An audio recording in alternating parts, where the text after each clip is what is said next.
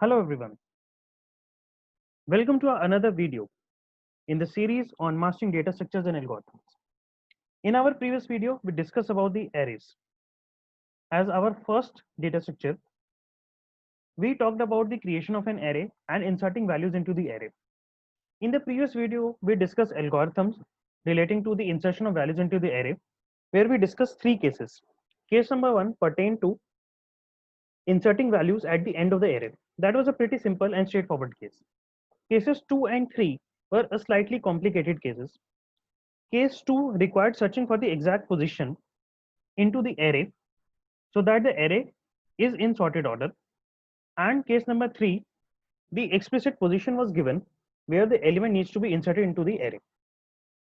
The topic of this video is to illustrate by a solved example in a step-by-step manner how the case 2 is executed. Case 3 is the topic of the next video. In case you haven't watched our previous video on creating the arrays and inserting values into it, therefore I strongly recommend you to go back to the video and do it. So let's begin. This is a very brief introduction about myself.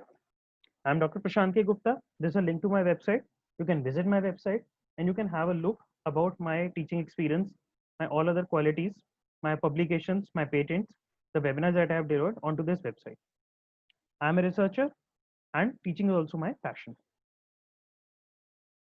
So this is the topic of this video wherein we'll be discussing through a solved example in a step-by-step manner how to insert values into an array. Now the idea over here is that array is already in sorted order. Therefore, we need to find out the position through the algorithm where the element needs to be stored into the array. This is the algorithm. For having information on this algorithm, I strongly recommend you to watch my previous video. Over here, A is the array on which operation needs to be performed. N is the number of elements that are currently stored in the array. And as you remember from my previous video, max is the maximum number of elements that can be stored in an array. We defined the value of max as 10 in the form of a max. Item is that element that needs to be inserted into the array. POS is the position at which the item needs to be inserted. What is I? I is some random counter variable that we'll be using throughout our program. We can also use any other variable to depict this counter. Now in our example, let us assume that the array elements are 1, 2, 7, 8 and 9. Now you can clearly see that these elements are in sorted order. And the sorting order is the increasing order or the ascending order. Then what is the value of n? N is 5 over here because there are 5 elements in this array. And we have assumed that the value of max is 10. That is the maximum number of allowed elements that can be stored in the array is 10. And let us assume that the element 4 needs to be inserted into this sorted order of elements. So now you must have already guessed where the value of 4 will become. It will be after the element 2. That is at the third location into the array. But we have to determine this position algorithmically and through our program, which is the main focus of this video. Now, what is the index? We know in C programming, index begins from 0 and goes on up till n minus 1. Since there are 5 elements in the array, so the index goes from 0 to 4, where every value is shown in this figure to be stored at a respective index. Now, as soon as the first statement of the algorithm is executed, the value of the counter I is initialized to point to the first index. Now, when the second statement in the algorithm is executed, the value of item is compared with A of I. Now, what is A of I? A of I denotes the value stored at the index 0 in the array. The value of item is 4, you can see over here, and A of 0 denotes 1. Since the test is true, that is, item is greater than A of I, therefore the statement inside the loop is executed and the value of counter is incremented. Therefore, I becomes I plus 1, that is 1. So therefore, now I will start pointing to the next index. As you can see, it now points to the index 1. Again, the statement inside the while loop is executed. The value of item is compared with A of I, that is A of 1, value 2.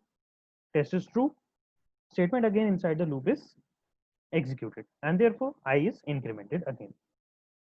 Now I points to the location at index 2. Now again the test is performed inside the loop. The value of item is 4. It is compared to a of 2, that is 7. Now you can see the test fails. Value of 4 is less than 7. So therefore, through this test, we have actually identified the position at which the value 4 needs to be inserted. And therefore, the statement number 3 executes and assigns a value POS, the value of I, which is the location at which later on this element will be executed.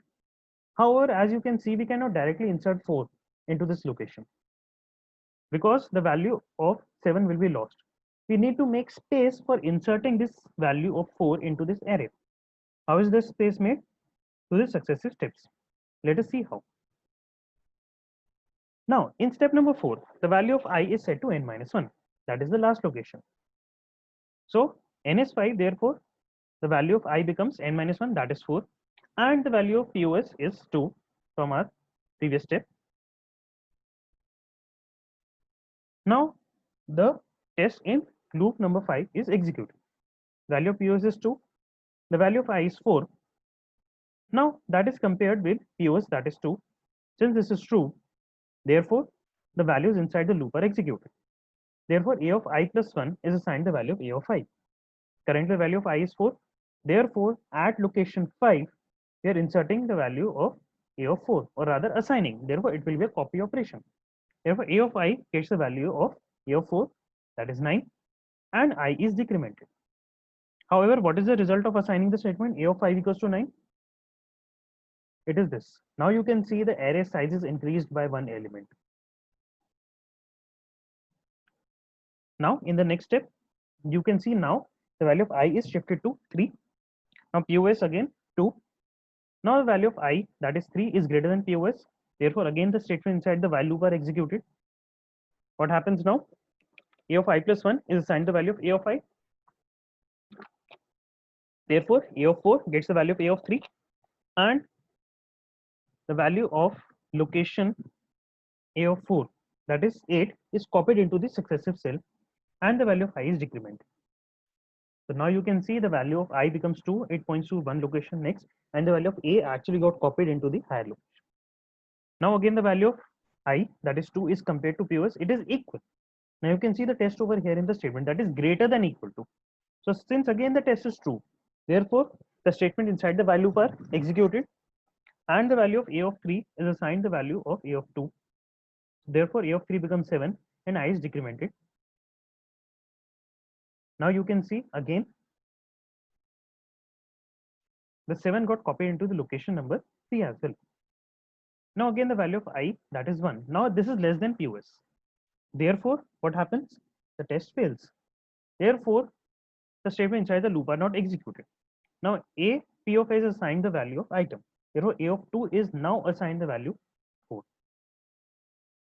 Now what happens? You can actually see 4 is inserted at this location now.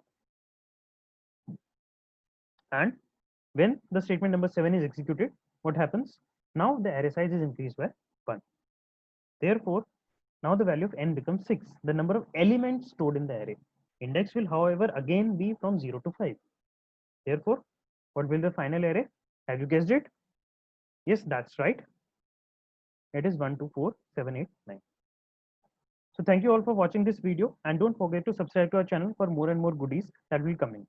Thank you.